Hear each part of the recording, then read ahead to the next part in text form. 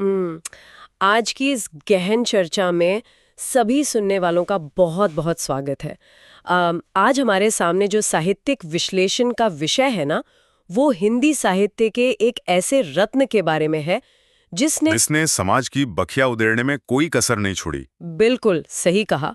हम बात कर रहे हैं महान लेखक हरिशंकर परसाई जी की एक बेहद प्रसिद्ध और प्रभावशाली रचना की। जी, निठल्ले की डायरी। हाँ, तो इस चर्चा का मुख्य मिशन ये समझना है कि कैसे एक साधारण सी दिखने वाली डायरी समाज, राजनीति और विशेष रूप से मध्यम वर्ग की जो मानसिकता है उसको समझने का सबसे धारदार हथियार बन सकती है। एकदम, जो भी व्यक्ति कम समय में समाज की गहरी उलझी हुई और मतलब जो कड़वी सच्चाइयां हैं उनको एक नए नजरिए से समझना चाहता है, उसके लिए आज का ये विश्लेषण बहुत ही ज्ञानवर्धक होने वाला है। बिल्कुल। तो चलिए इसे थोड़ा विस्तार से समझते हैं और देखते हैं कि इस रचना में ऐसा क्या है जो इसे दशकों बाद भी इतना जीवंत बनाता है। यहाँ जो बात सबसे अधिक रोचक है ना, वो ये है कि हम साहित्य की एक ऐसी विधा पर बात कर रहे हैं जिसे व्यंग्य कहा जाता है। हाँ, सटायर। जी, अक्सर समाज में व्यंग्य को केवल हंसी मजाक या हल्के फुल्के चुटकुलों तक सीमित मान लिया जाता है। मतलब लोग सोचते हैं कि बस हंसाने के लिए लिखा गया है। ठीक यही बात। लेकिन देखिए, व्यंग्य वास्तव में साहित्य की वो विधा है जो हंसाते हंसाते इंसान को एक गहरे आत्ममंथन में धकेल देती है, सोचने पर मजबूर कर देती है। बिल्कुल। और परसाई जी इस विधा के निर्विवाद उस्ताद माने जाते हैं। इस पुस्तक का उद्देश्य केवल पाठकों का मनोरंजन करना नहीं है। तो इसका असली लक्ष्य क्या है? इसका असली लक्ष्य समाज पर, हमारी खोखली व्यवस्थाओं पर और हमारे खुद की उस मानसिकता पर एक ऐसा तीखा प्रहार करना है जो सीधा दिमाग पर असर करे। हाँ, जो सीधा दिमाग पर असर करे और यथास्थिति पर सवाल उठाने के लिए मजबूर कर दें। ये बहुत ही महत्वपूर्ण बिंदु है कि व्यंग्य केवल हंसाने का साधन नहीं है, बल्कि एक तरह का सामाजिक आईना है। बिल्कुल, एक साफ आईना। अब अगर हम इस किताब के शीर्षक और इसके मुख्य पात्र की बात करें, तो ये देखना बहुत दिलचस्प है कि इसका मुख्य पात्र एक निठल्ला व्यक्ति है। हाँ, निठल्ला। जब हम निठल्ला शब्द सुनते हैं तो हमारे दिमाग में एक ऐसे व्यक्ति की छवि बनती है जिसके पास कोई काम नहीं है, जो दिन भर बस खाली बैठा रहता है। हाँ, लेकिन परसाई जी ने इसी निठल्लेपन को एक बहुत बड़े दार्शनिक हथियार के रूप में इस्तेमाल किया है। एक बहुत ही धारदार हथियार। वो व्यक्ति अपनी एक डायरी रखता है और उसमें बस अपने आसपास घटने वाली रोजमर्रा की जो घटनाएं होती हैं उन्हें लिखता जाता है। और यही सबसे बड़ी बात है। मुझे ये बात बहुत ही आश्चर्यजनक लगती है कि कैसे एक खाली बैठा इंसान, जिसे समाज शायद कोई महत्व भी नहीं देता, बिल्कुल नहीं देता, वो अपनी डायरी के पन्नों के जरिए समाज की इतनी बड़ी, विस्तृत और अचूक तस्वीर पेश कर देता है। अगर हम इसे एक बड़े परिप्रेक्ष्य से जोड़कर देखें ना, तो ये निठल्ला होना अपने आप में एक बहुत ही शक्तिशाली और सोची समझी युक्ति है। वो कैसे? थोड़ा समझाइए। देखिए, समाज के जो लोग अपने कामों में, अपनी रोजमर्रा की भागदौड़ में बहुत व्यस्त हैं, वो अक्सर समाज की असली सच्चाई को देखने का समय ही नहीं निकाल पाते। हाँ, उनके पास तो फुर्सत ही नहीं है। वे बस एक अंधी दौड़ का हिस्सा बन जाते हैं, जहां सुबह उठना है, काम पर जाना है, पैसा कमाना है और वापस सो जाना है। एक मशीन की तरह। बिल्कुल। इस दौड़ में शामिल व्यक्ति व्यवस्था की खामियों को नहीं देख सकता, क्योंकि उसका ध्यान सिर्फ दौड़ने पर है। सही कहा। लेकिन जो व्यक्ति इस दौड़ से बाहर है, जो निठल्ला है, वो एक मूक दर्शक की तरह किनारे पर खड़ा होकर सबको बहुत ध्यान से देख रहा है। मतलब वो सब कुछ नोटिस कर रहा है जो भागते हुए लोग मिस कर देते हैं। एकदम सही। वो समाज की उस दिखावटी नैतिकता और पाखंड को बहुत ही स्पष्ट रूप से देख लेता है, जिसे हम सभी ने अपनी व्यस्तता और तथाकथित सभ्यता के नाम पर ओढ़ रखा है।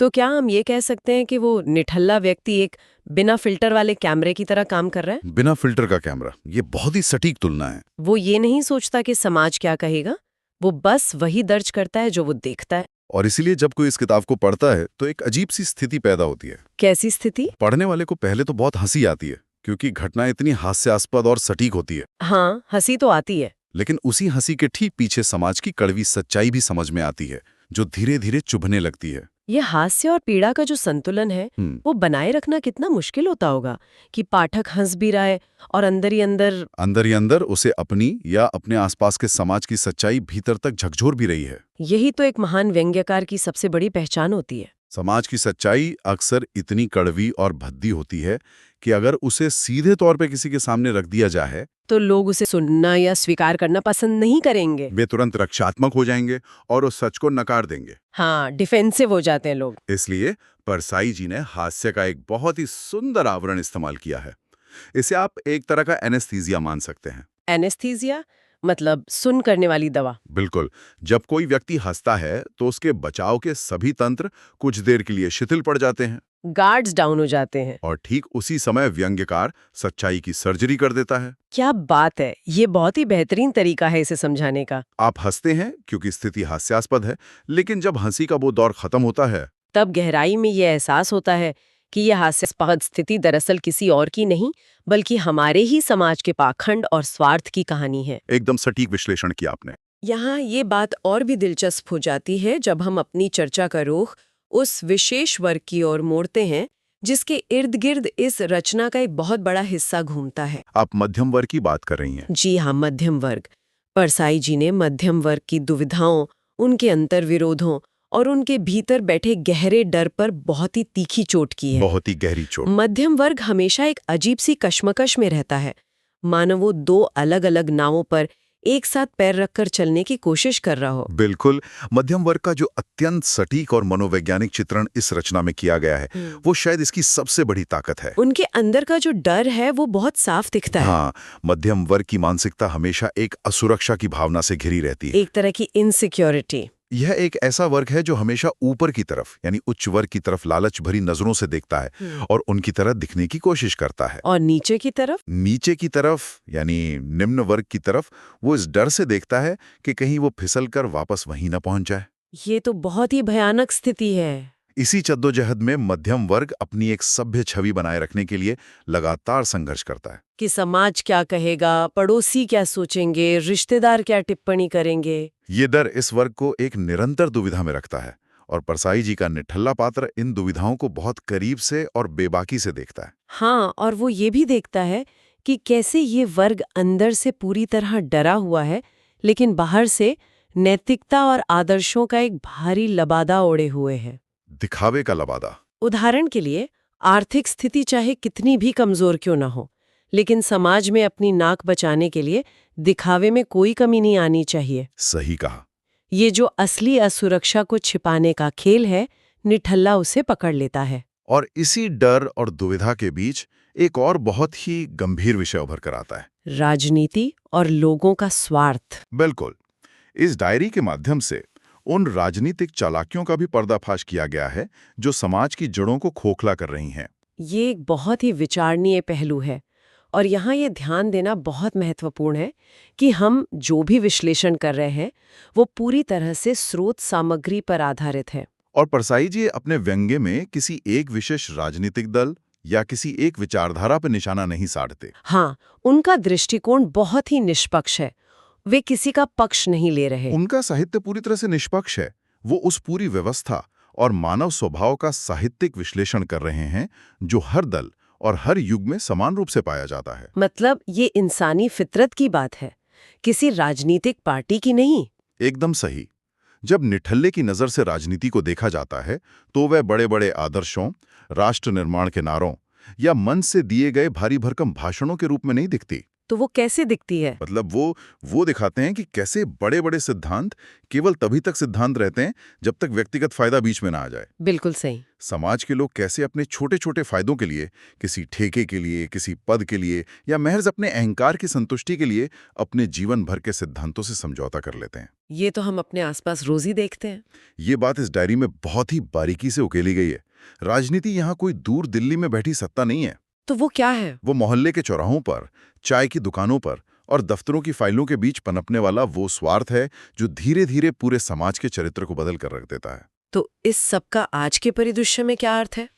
आपका मतलब आज के समय में इसकी प्रासंगिकता? मेरा मतलब है जो बातें परसाई जी ने दशकों पहले लिखी थीं, एक ऐसे समय में जब समाज का ढांचा अलग था, संचार के माध्यम अलग थे। हाँ। क्या वे बातें आज के इस तकनीकी और आभासी युग में भी कोई मायने रखती हैं? ये सवाल अक्सर साहित्य को लेकर पूछा जाता है और इसका सीधा जवाब हमें इंसानी फितरत में मिलता है। मतलब इंसान नहीं बदला है? नहीं, ये रचना आज के समय में भी पूरी तरह 100% प्रासंगिक है। भले ही हमारे आसपास की तकनीक बदल गई हो, हमारे बात करने के तरीके बदल गए हों। सोशल मीडिया आ गया है। बिल्कुल।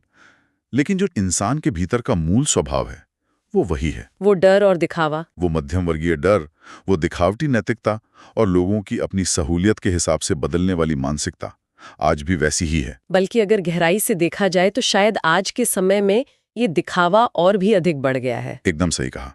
आज तो दिखावे के लिए हमारे पास कई सारे आभासी मंच मौजूद हैं। ये तो सचमुच सोचने वाली बात है। हमारी प्रोफाइल ही हमारा दिखावा बन गई है। इसलिए दशकों पहले लिखी गई ये डायरी आज के समाज पर भी उतनी ही अचूक और सटीक बैठती है जितनी वो अपने समय में बैठती थी। ये साबित करता है कि परसाई जी की नज़र केवल अपने समय की तात्कालिक घटनाओं पर नहीं थी, बल्कि मानव मनोविज्ञान की उन गहरी परतों पर थी जो समय के साथ कभी नहीं बदलती। अब अगर हम इस चर्चा को थोड़ा और व्यवहारिक दिशा में ले जाएं, तो ये समझना जरूरी है कि आखिर किसी भी व्यक्ति को ये किताब आज के समय में क्यों पढ़नी चाहिए। इसके मुख्य रूप से 4 कारण उभर कर सामने आते हैं स्रोत सामग्री से। चलिए एक एक करके इन पर विस्तार से चर्चा करते हैं। पहला और सबसे महत्वपूर्ण कारण बताया गया है समाज को गहराई से समझने के लिए। देखिए, समाज एक प्याज की तरह होता है। हम जो रोज अपनी आंखों से देखते हैं, चमचमाती इमारतें, व्यस्त लोग, मुस्कुराते हुए चेहरे, वो केवल समाज की ऊपरी सबसे बाहरी परत है। बिल्कुल। अगर किसी को ये समझना है कि इस समाज के भीतर असली खेल क्या चल रहा है, लोगों के फैसलों के पीछे की असली प्रेरणाएं क्या हैं, और उन आदर्शों के पीछे कौन से स्वार्थ छिपे हैं, तो उस ऊपरी परत को छीलना होगा।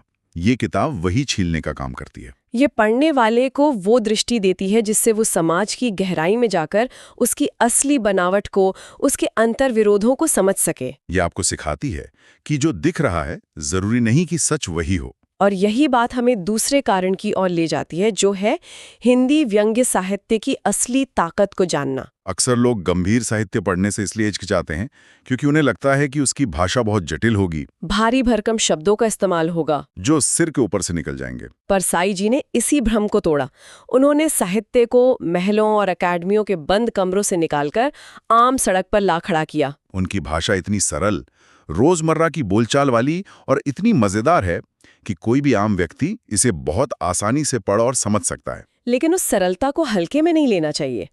उस सरल भाषा के पीछे जो वैचारिक गहराई है वो असाधारण है। व्यंग्य साहित्य की असली ताकत ही यही है कि वो बिना किसी कठिन शब्दावली का सहारा लिए समाज की सबसे जटिल, सबसे उलझी हुई समस्याओं को इस तरह बेनकाब कर देता है कि पढ़ने वाला हैरान रह जाता है। अब आते हैं तीसरे कारण पर, जो शायद कुछ लोगों को थोड़ा हैरान कर दे। वो है प्रतियोगी परीक्षाओं की तैयारी के लिए। ये बहुत दिलचस्प है।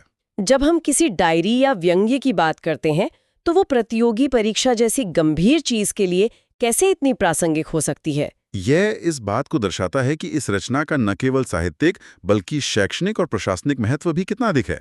तो ये परीक्षा में कैसे मदद करती है? यह एक बहुत ही व्यवहारिक पहलू है। जब भी कोई व्यक्ति किसी उच्च स्तरीय प्रतियोगी परीक्षा की तैयारी करता है, विशेषकर जहां भाषा, साहित्य या सामान्य अध्ययन और नीति शास्त्र का परीक्षण होता है, एथिक्स का पेपर, जी, वहां परीक्षकों को केवल ऐसे उम्मीदवार नहीं चाहिए जो सिर्फ किताबें रटकर आए हों। उन्हें ऐसे लोग चाहिए जो समाज के यथार्थ को समझते हों, जिनके भीतर समाज की विडंबनाओं को पकड़ने की क्षमता हो। एक अच्छा प्रशासक वही बन सकता है जिसे पता हो कि जमीनी स्तर पर लोग कैसे सोचते हैं, उनके स्वार्थ क्या हैं और व्यवस्था में खामियां कहां से पैदा होती हैं। परसाई जी का साहित्य भारतीय समाज की इन्हीं रगों को पकड़ता है। इसे पढ़ने से न केवल भाषा पर पकड़ मजबूत होती है, बल्कि समाजशास्त्र और व्यवस्था की कमजोरियों को समझने का एक बहुत ही स्पष्ट और विश्लेषणात्मक नजरिया भी मिलता है। ये बहुत ही शानदार दृष्टिकोण है। मतलब ये केवल भाषा का परीक्षण नहीं, बल्कि आपकी सामाजिक जागरूकता का परीक्षण है। एकदम। और ये सीधे तौर पर हमें चौथे और मेरे विचार में सबसे महत्वपूर्ण कारण की ओर ले जाता है, जो है सोचने की क्षमता को बढ़ाना, यानी अपनी आलोचनात्मक सोच या क्रिटिकल थिंकिंग को विकसित करना। बिल्कुल।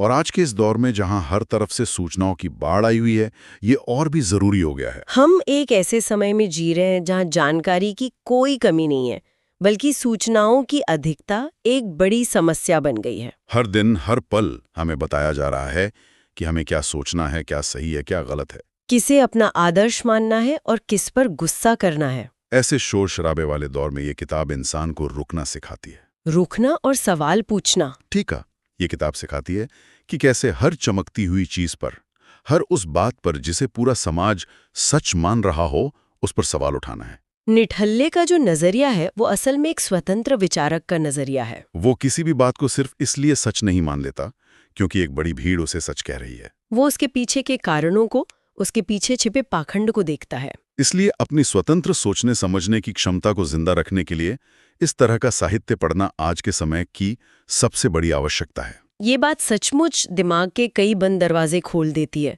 मतलब ये किताब सिर्फ एक कहानी या किसी की दिनचर्या का ब्यौरा नहीं है। ये हमारे दिमाग की कसरत है। ये हमें हर उस चीज को एक अलग, थोड़े संशयवादी और विश्लेषणात्मक नजरिए से देखना सिखाती है, जिसे हम अब तक सामान्य मानते आए थे। एकदम सही।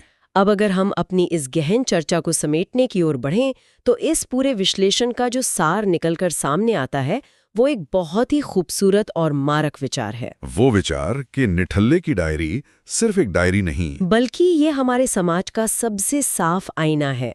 हरिशंकर परसाई जी ने अपनी कलम से हंसी मजाक के आवरण में लपेटकर समाज के सबसे गहरी, सबसे कड़वी और सबसे असुविधाजनक सच्चाइयों को बहुत ही बेबाकी से हमारे सामने प्रस्तुत कर दिया है। बिल्कुल। और आईने की फितरत यही होती है कि वो आपको वही दिखाता है जो सच है। उसे इस बात से कोई फर्क नहीं पड़ता कि वो सच देखने वाले को पसंद आएगा या नहीं।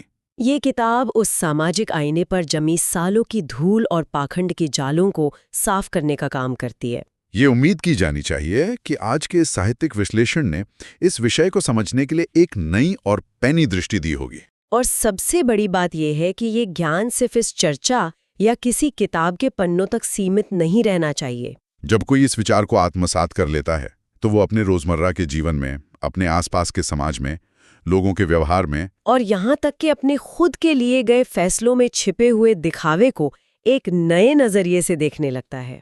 यही तो इस तरह की चर्चाओं का असली उद्देश्य होता है। ये प्रयास हमेशा यही रहता है कि जो भी जानकारी या विश्लेषण यहाँ साझा किया जाए वो सुनने वाले के समय का पूरा सम्मान करे और उसे कुछ नया, कुछ अलग सोचने पर मजबूर करे, एक नई दिशा दे। और इसी विचार श्रृंखला को आगे बढ़ाते हुए इस चर्चा को समाप्त करने से पहले एक बहुत ही प्रासंगिक सवाल पीछे छोड़ना आवश्यक लगता है, जो आज के समय से सीधा जुड़ा हुआ है। वो क्या है? आज के इस विश्लेषण के बाद जरा इस दिशा में सोचिएगा।